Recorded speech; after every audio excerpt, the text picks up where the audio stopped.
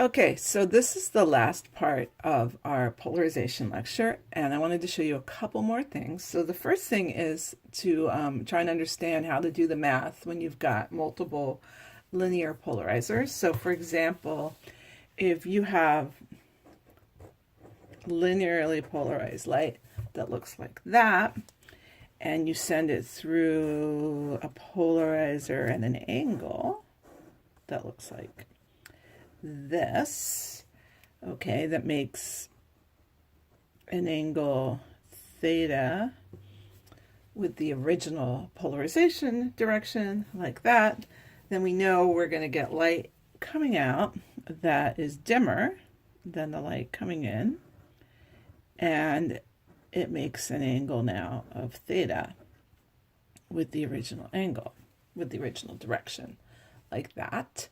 All right. And we know that if it started with an intensity I here, it's going to end up with an intensity I prime, which is I cosine squared theta, like that, right? Okay. And then the question is, well, what happens if you now send this light through a polarizer that has a horizontal transmission axis? Looks something like that. Okay. Well, we know what it's going to look like when it comes out. It's going to come out even dimmer, and it's going to be horizontally polarized now. Okay. And the angle now we care about, remember, is always the angle between where the light started and where it ends up. So the angle now looks like it's this angle here. Okay, I'm going to call that phi for now. And we say, okay, well, what's that angle there? But if you look at it, you can see that if I draw in now with a dotted line that original vertical direction, we know that that angle was theta, and theta plus phi add up to 90 degrees. So that means that phi here is equal to 90 minus theta, right? 90 degrees minus theta. Okay. So when you figure out what's the final intensity here, say you say the final intensity here is I double prime there. And we know that, let's write it just in general over here, that I double prime would be I prime, the incoming intensity, and then it's going to be cosine squared of the angle now, which is 90 minus theta. And then we know what I prime is. I prime is just I cosine squared theta. And so you get something that looks like this for the final answer, that the final intensity is the original intensity times cosine squared theta times cosine squared 90 minus theta. Okay, so that's the kind of thing you're going to have to do when you've got multiple linear polarizers like this, and you have to combine the effects. You can always do it just one step at a time here, okay, and then you end up with basically this expression at the end. So that's for linear polarization, and that should hopefully help you do the tutorial exercises. And now you should go ahead and you should also be able to do the linear polarization questions and homework problems and so forth. So there's one more polarization topic, though, that we're going to look at, and that is polarization by reflection. Because it turns out that when light reflects off of a non-metallic surface, so when you have a shiny non-metallic surface like glass or like water, like the surface of a pond or a lake or something, that light is preferentially polarized in a plane parallel to the surface. So now it's a little hard to draw, but I'm going to try and show you what this looks like. So imagine you've got the sun here. That's the sun. And you've got, say, a lake So here's a lake. So this is full of water. And you've got some light coming in from the sun. So here's some light coming in from the sun. And we know what light does. Some of it will refract and some of it will reflect off that surface there.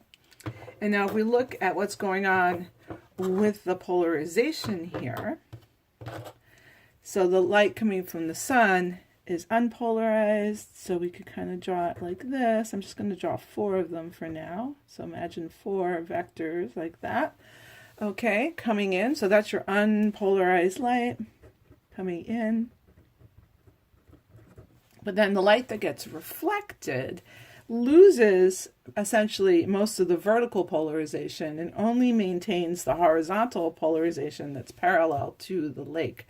So coming out on the other side, if I draw it up here, what you get is you keep all of the horizontal polarization, but you lose the vertical. Okay, so it's preferentially, that's probably spelled wrong, but preferentially polarized, and I'm running off the paper again, in the plane, okay, of the surface. In this case, it's a horizontal plane because it's the surface of a lake. Okay, so that's really interesting. And then a Scottish physicist named Brewster figured out that you get the most polarization at a certain incident angle called the polarizing angle. And in fact, in an ideal case, you will get complete polarization. You'll get 100% polarization.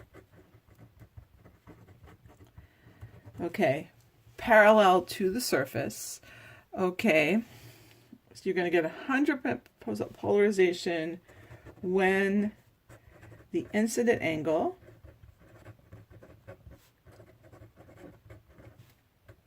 is what we call theta p, which is sometimes referred to as the polarizing angle.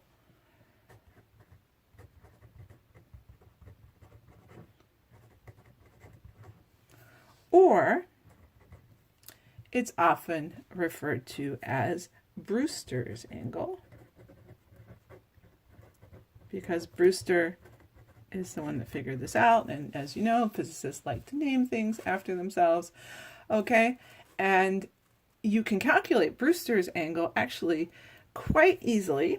All right, so the idea is that the light's coming in, just to show you what this would look like over here on the side. Okay, so we've got light coming in at this polarizing angle, theta p, right? Always makes an angle with the normal.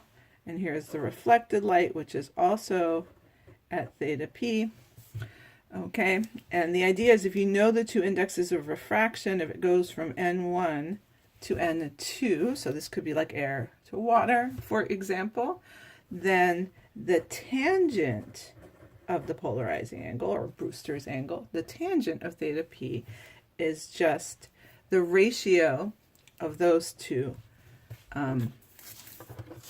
indexes of refraction is equal to n2 over n1. So you can figure out what that angle is by just knowing your 2 ends, and that will tell you when you get the maximum, or in an ideal case, 100% polarization upon reflection from that surface. Okay, and there's also another interesting fact about Brewster's angle, which is if you measure here the refracted angle, I didn't quite draw that right, but it turns out that theta p and the angle of refraction add up to 90 degrees. So theta p plus theta r there equal 90 degrees, and that means that this angle here between the reflected and the refracted ray is also 90 degrees, because then they all add up to 180. So that's kind of an interesting result, and you can see this in both of the supplemental videos that I've provided, And then you can see an example of what this looks like, because the idea is because the light is preferentially horizontally polarized, if you were to wear sunglasses, polarizing sunglasses that had vertical transmission axes, then you could block out most of this light because this horizontal light wouldn't go through your glasses, and so that would cut down on the glare reflecting off the surface of a lake, say if you like to go fishing or go boating. And then there was one question, somebody was asking about how polarizers work. And the idea is that usually they have, like the ones made from polymers, they have these long, skinny molecules that preferentially absorb the radiation, the light, in one direction and allow it to transmit. So it's the sort of nature of the molecules, the chemical structure that makes it so it does this. All right, and that's the end of our polarization lecture series.